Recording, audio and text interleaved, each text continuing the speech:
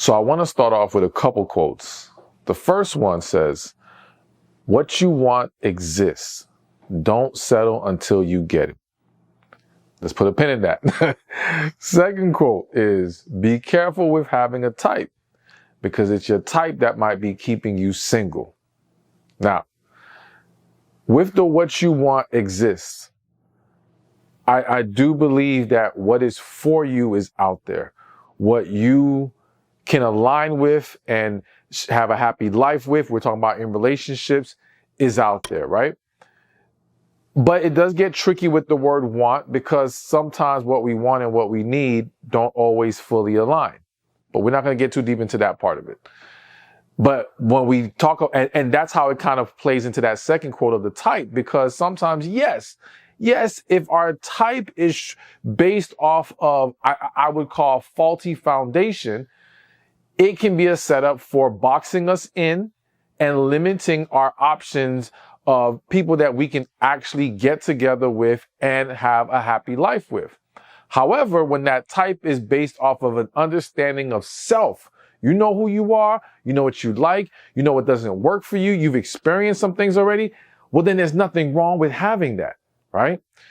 And so many women, you may have experienced this, you may know somebody who has experienced this, have come across situations where they meet a guy or they're introduced to this guy. Very commonly, they're introduced to this guy. And he's a great guy. Wonderful qualities, nice man, genuinely nice man. But you're just not feeling it, okay? It's just not there. For whatever reason, it's just not there. And we'll talk about some of the reasons later in the video. And unfortunately, it should end right there. But it doesn't, because for various reasons, many women try to push forward and rationalize past that because the guy's presenting so many good qualities, and try to move forward for a man who really isn't what they actually want or they're truly drawn to. And for some, people will say, well, they know women who've done this and they're happily married and they're good. I'm not going to deny exceptions exist, right? And maybe that is the case. But I would argue that's minority, not majority. And so what I want to do is, because I know how much pressure it can be on a woman to be in this scenario, I want to help lay out things that you need to consider, right? Before you might make that decision of actually giving this guy a chance or trying to entertain this man who's not really your type, but just such a great guy. So one of the first things I want to talk about, right, is do not force the issue to make others, especially family, happy. Okay? So in many cases that I've seen, let me actually start with a quick story. I had a client once who her story was, and we're going to try to make it short. She was working at this place. I won't say where to kind of keep the details of the story a little more of a secret, but she's working at this place. She's working with, and it's a very family oriented place, you know, like the owner, they have different family members working there, whatever the case may be. They knew she was single. They thought she was a great girl. They had a single son. They thought, yo, you should meet my son. He's wonderful. I think you guys would be great together. So, you know, she wasn't really trying to do it. She wasn't really feeling it, but they kept pressuring, kept pushing it. She's like, okay, cool. She meets the son. She's not feeling it, right? And so they may have went on like that one date, but she was trying to be done. But of course, and let me just say, she did not have her own family where she was. All right. So she's surrounded by his. And so and because she works with these people, they're laying on that pressure. Wow, you should give it to, he's such a nice guy. And she acknowledged he's a nice guy. Like there's nothing clearly wrong with him, so to speak, initially. But, you know, he seems okay. But she still didn't want to do it. She knew this wasn't going to work. But the peer pressure, the constant pushing, okay, fine, I'll entertain a second date, right? And then she would actually be honest with the guy about, you know, she's not really feeling this. She doesn't think this can go anywhere. But the guy decides to also be persistent and push it. Fast forward, she doesn't even know how she ends up in a relationship with this man. He pretty much just claims her as his girlfriend, and she just doesn't know how to get out at first, right? Now, fortunately for her, after about 3-4 months, she was able to finally just pull herself out of it. And she was done. Of course, his family wasn't happy and all this stuff. So that made things so much more difficult, but she was able to break free. But the reality is that tons of women have found themselves in a similar scenario and stayed, even married that man. Okay. All because whether it be that person's family, their family, the combination of family, even friends, kept laying on that pressure. Not only just laying on that pressure, they kept pushing them to essentially rationalize past the woman's intuition. So essentially, I always say, listen, women's intuition is amazing. Okay. You guys can pretty much know in the first date, even first conversation, this is not it. And it's not about logically being able to explain it. It's just, you just know it's not there. This is not going to work. However, for various reasons, such as outside pressure, that's just one of the reasons, women rationalize past their intuition. And when you have all these voices telling you, you know, it's hard out there. You may not find a man like this again. He's such a great guy. He loves you so much. Boom, boom, boom. You're just like, damn, well, all right, maybe I'm being stupid right now. Maybe I'm missing something. Maybe this can work. Maybe I can grow to love him. We're going to talk about that a little bit later too. Whatever, you give yourself a reason to keep pushing forward. And the reality is, for a lot of women, the more time and energy invested, the harder it is to leave. Not to mention, one of the big obstacles with being with a good guy that's not really your type, that you're not really into like that, is that it then becomes even more difficult later to rationalize or validate leaving him. So your best chance to leave is in the very beginning, okay? Before things get rolling. Because if things get rolling, and let's say you're 4, 5, 6 months in the relationship, and he's technically done nothing wrong, well then, you don't know how to get out of there, okay? And this is hitting my spirit, so I want to mention this. I've seen scenarios that have gone as far as people getting married for years, even having kids, and the woman finally reaching a breaking point, right? She can't take it no more. She's got to leave. She's not happy. She's miserable. She was never into this man. And even though she's trying to tell him she wants to go, he won't let her go.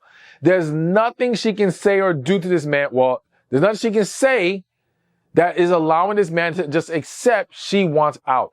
And so I know of situations where women have cheated on purpose with the intention of their man, their husband, finding out, hoping that that would give him enough ammunition to be like, okay, I'm done with you.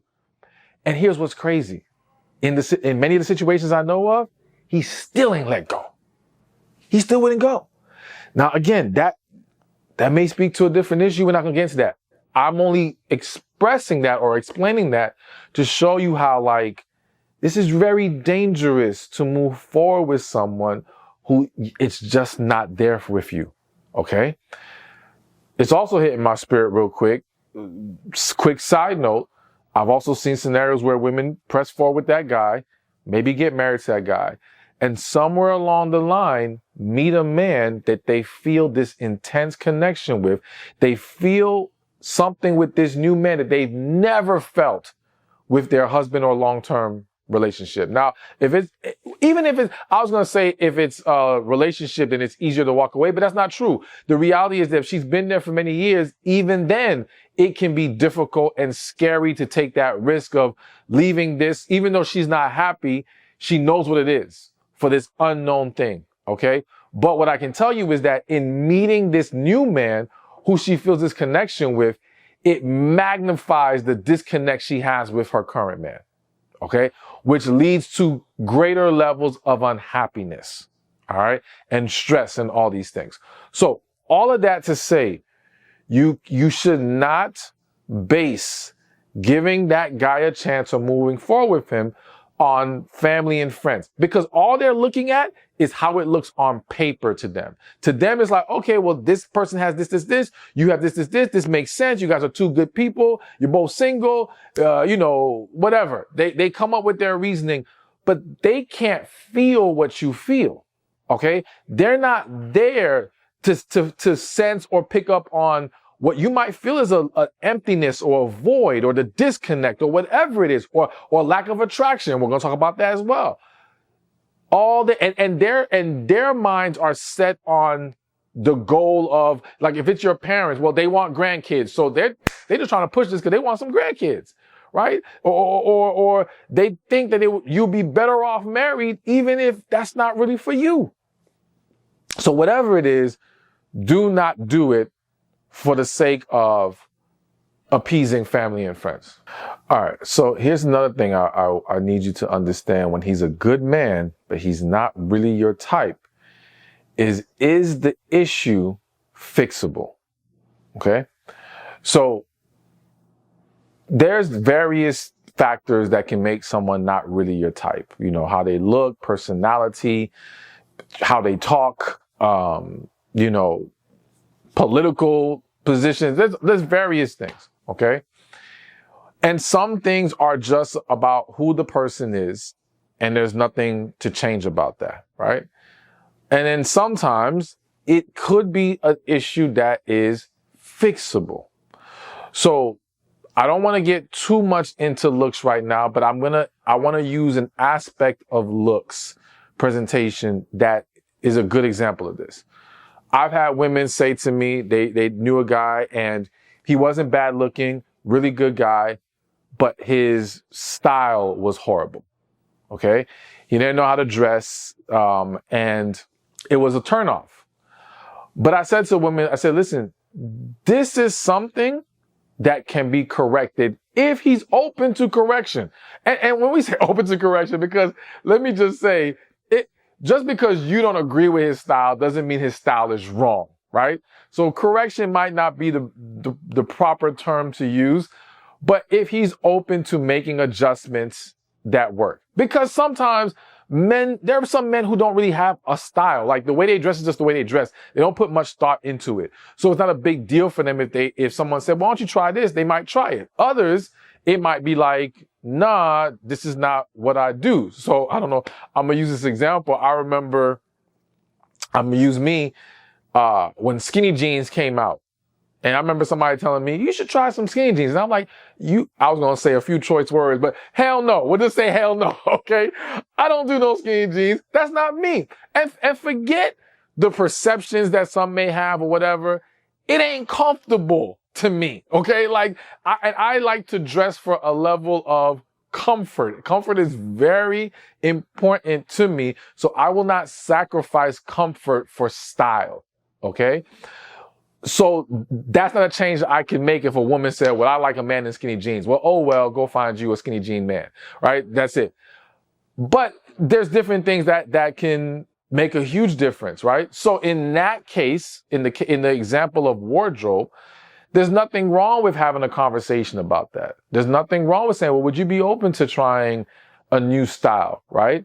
Because have y'all ever seen shows where, and they don't usually do this with men, but makeovers, right? And there'll be maybe a woman and she comes in dressed in one way, looking a certain kind of way. And then they go behind stage and they come out and she's looking like a brand new woman. It can make a huge difference. And that can happen with a man too, to a certain extent. So that's just one example. But the point here is you want to identify, okay, is this something that is adjustable, is fixable? Because if it is, then I'm all for giving that man a chance or entertain the situation in that scenario. But again, you have to ask yourself, am I trying to pull something out of this man that does not exist? Okay. So let me give you a different example of a non-fixable thing. And I think this is something that people overlook a lot. Let's say you're a woman who loves a very ambitious man. Okay. And maybe you're already an ambitious woman to yourself. Okay. And for you, it's important. Some people may say, well, that's not really that important, but let's just say to you, it's extremely important. You want a man that's always pushing to elevate, do more, all these things. So you meet this guy. He's a great guy, but he seems to be very complacent. He's not applying himself. He may have a decent job, but he's not trying to move up. And so many might say to you, or you may process yourself, well, you know what? I could be that person who maybe can get him to the next level, or I can push him to that and all these things. And it's not that a woman does not have the power or the ability to magnify when she aligns with the right man. However, some men just aren't wired for that. Some men don't want to do more. Some men just want enough to have a roof over their head, food on the table, a partner who they can have sex with, some kids, and that's it. They don't aspire to, like you may have somebody who's a plumber, right? And this is not picking on plumbers, but he may be happy as the plumber, and you might be thinking, well, he could own his own plumbing company, but he don't want that because there's certain things that come with that, and it's just not who he is. So now, you trying to work with this man who's not really your type because he's lacking that certain quality that is important to you, it would be a huge mistake. And it would lead to a lot of frustration, a lot of resentment, and it's a lot of unhealthiness can come from that, right? So you have to always understand. And let me say to the specific point of magnifying that man or helping him do more, you have to first find out what vision he has for himself. What is his view of success? Okay? Because once he says to you, nah, I'm great where I'm at and I'm happy and I think I'm good and I can do this for the rest of my life till I retire. You can't be thinking, okay, well, now I'm going to try to convince him to want more. That would be a huge mistake. All right, so let's keep this going. Another thing you need to know about when he's a good man, but he's not really your type, is you shouldn't try to grow to love him. Hear me out. So there's a lot of women who will say when they met their man, married women, when they met their man, they weren't really into him, they weren't in love with him, but they felt they could grow to love him. And they might tell you that that's what they did. Like they achieved that, right? Now, years into their marriage, they love their man and they're happy and all these things. And I don't want to dismiss the possibility that has happened for some. Again, I believe exceptions exist for almost everything, right? However, I am skeptical of many situations. And what I will tell you is that many people did not grow to love that man or grow to love their partner. They grew to learn how to tolerate them. They grew how to be conditioned to their existence in their life, right? They became attached, or they're able to tolerate or deal with it because they have created enough distractions. So there's a lot of people who their kids and career and the other things they have on their plate are distractions from the disconnect they have from their partner, right? And the lack of desire they have for their partner. And so the problem with the growing to love is that it's so risky to do it and proceed in a relationship. If the mindset was, I will somehow be friends with this man, and we're going to talk about friendship a little bit later. I'm going to be friends with him, acquaintances with him, whatever. And if I eventually develop those feelings through this lower dynamic of relationship, then cool, then you move forward. But to move forward out that there, thinking, well, I'll just figure it out later. It'll just come later. The problem is, what if it doesn't come? So it's like, yeah, do we have exceptions? Granted. But for every exception, there are tons, probably thousands, maybe millions of other stories where it never came.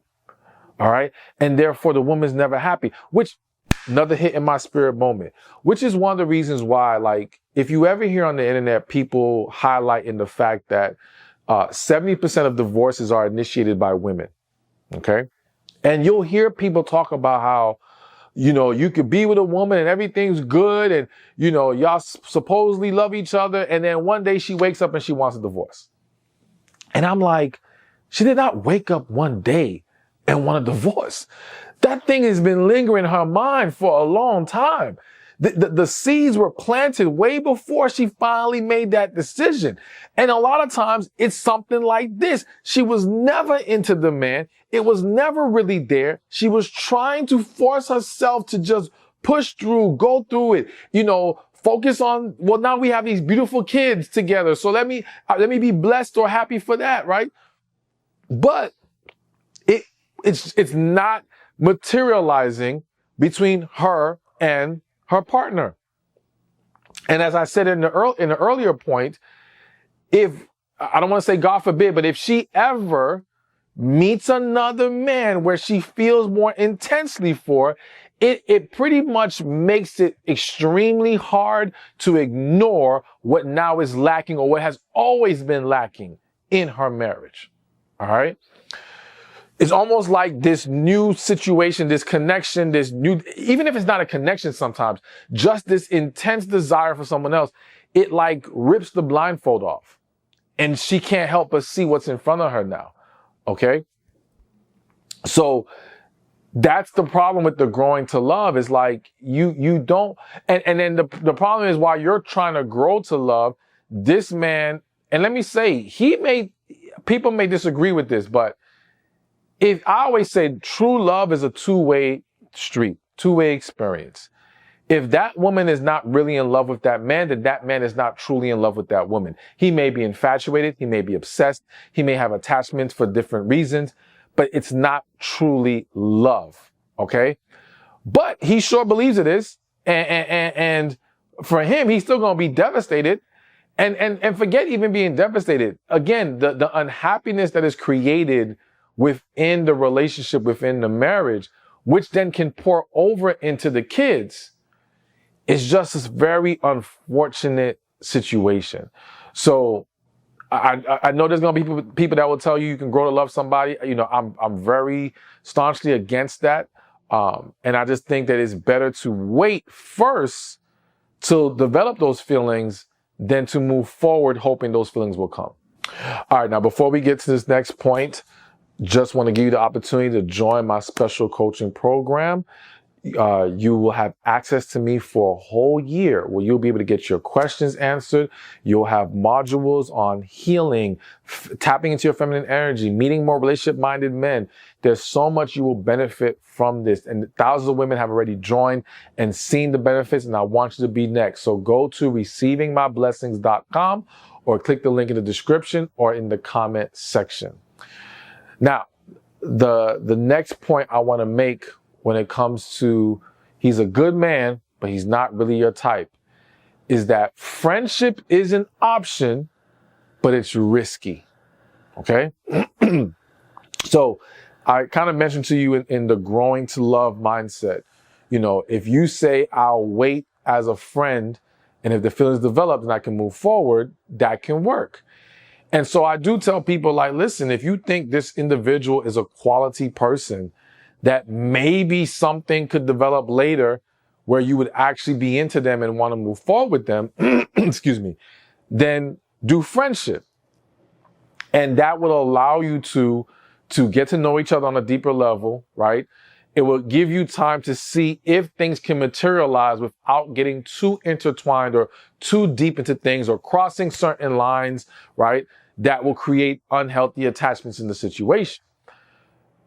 But the reason why I say it's risky is because we still have to acknowledge the fact that you have a dynamic where the woman does not have feelings yet. The man does. And so he may accept friendship as a way to buy himself some time and see if he can work his way up to being your man. But the whole time he has feelings and they'll probably get stronger.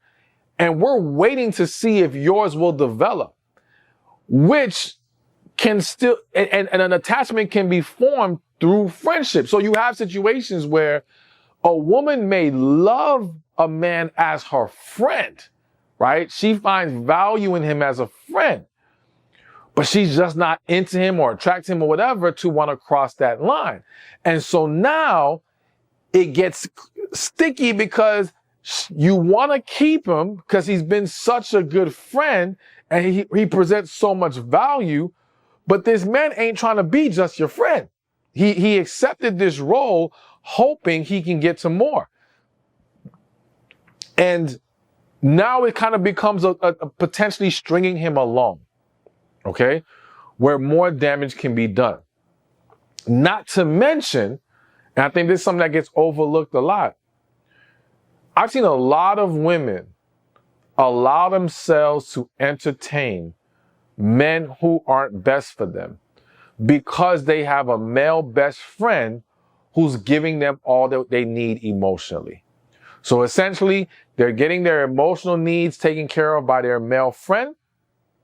So now they become more lenient in holding the man that they would actually be in a relationship with to that standard. Okay. And he may have other qualities she likes. So maybe he's very good looking. Maybe he has money, whatever the case may be. Now, don't get me wrong.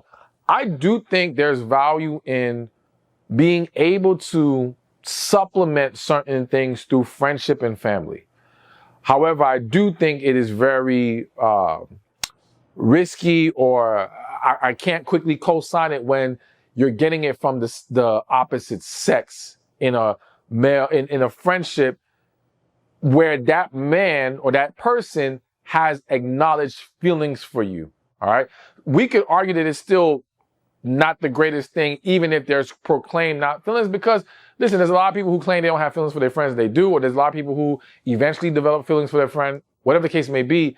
But to know he has feelings there and to try to hold on to him and entertain this other guy, I've seen how much of a mess that can become.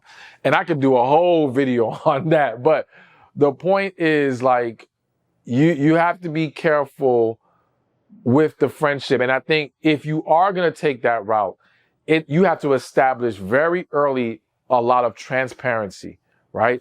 And being able to say, listen, if I reach a point where I see this is not going anywhere, like I'm not going to want you as more than a friend, I'm going to let you know.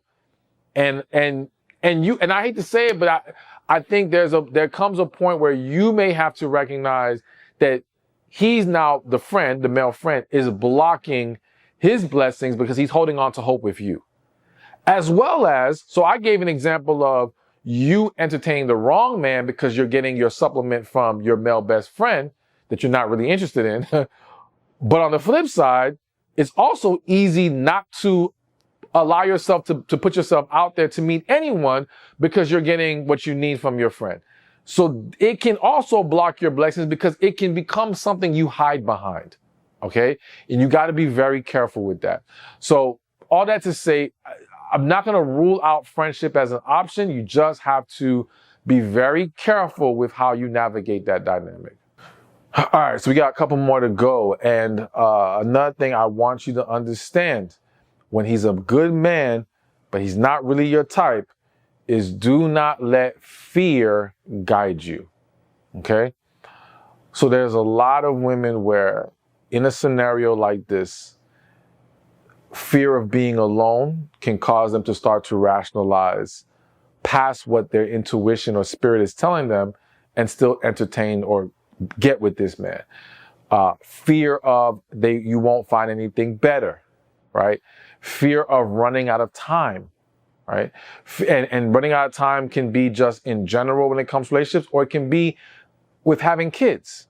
Right. And the having kids one, like, I'm not going to sit here and lie to you. If there's one topic that is so difficult for me to fully navigate with the principles that I usually share with you guys, it's with a woman who's reaching that point where she wants to have children and she's getting up in an age where she feels like that clock is running out. Now, I will share this with you. I do think, and this is just my personal opinion, I do believe that the window of opportunity to have a child can be a lot bigger than we currently believe or have been conditioned to believe, okay? I think that it has a lot to do with health, how you take care of yourself. And if you embrace some certain habits, certain healthy habits, and some certain practices, I believe it can at least extend the opportunity by a few years. Again, opinion, look into it. I know of people who speak on this, who teach on this, but I'm not an expert in that specific field, but I do believe that is a real thing. Okay.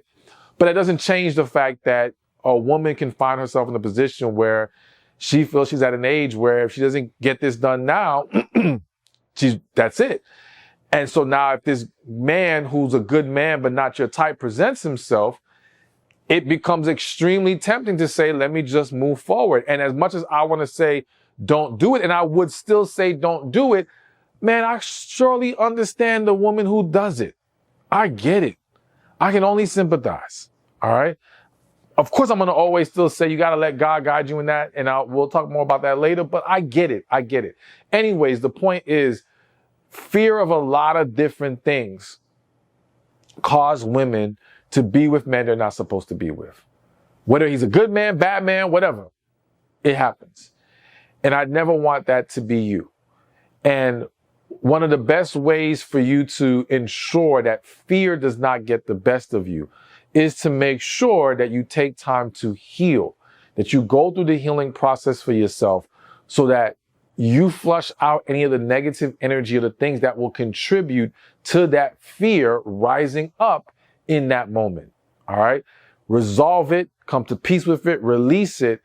And that way you're only processing things through faith, through connecting with spirit, through what is truly best for you going forward, and not just letting all these random thoughts throw you off and do something that you shouldn't be doing. All right. So another one, when he's a good man, but he's not your type, I just want to tell you, looks do matter. Now, when I say looks do matter, I really mean attraction does matter. And I'm simply saying this to say, I know a lot of women are told like to look past attraction and still get with a guy because he's a good guy. And I just think that's a huge mistake. Not even I know it's a huge mistake in the vast majority of cases. And the way that I want you to look at it is this. Yes, moving past attraction. Can you be with this man and achieve things like being married, having kids, and having someone treat you well? That's possible, right? However, if you don't have an attraction to that man, your ability to show him the desire he's going to want from you, your ability to be intimate with him, your ability to even just how you treat him and talk to him within the relationship is going to be impacted and hindered to a certain extent. And even if you say, no, that doesn't get the best of me. Now listen, if you can tell me that despite a lack of attraction, you can pour into this man 100% the way that he will need to consistently, then by all means, then you're a woman that can move forward, right? But I want to warn you, don't ask yourself what I can deal with and tolerate today. It's what can you deal with and tolerate over the years? Because there's plenty of people, plenty of women who started off okay. And I hate, it's hitting my spirit, I have to mention it. Some women use liquor to get through this stage. Essentially, they had to drink every time they were intimate with their partner. Okay? And I think we can all agree that's not healthy. That's not good. But you can't drink forever, right? At some point, if you can't do this sober on your own, it's going to fall apart. And so even if it's not liquor involved, let's just say you're able to look past that and, create a mental picture to get you to push through the moment. Can you keep this up for years? In most cases, that's not the case. It falls off, and that's when things start to fall off in other areas of the marriage or relationship. So this is why attraction is so important. It's not shallow to value attraction in a relationship because that is a prime main ingredient to a romantic relationship. When you remove attraction, you basically turn two people into roommates. And if you've seen those scenarios, it don't look good and it's not fun and the people aren't happy.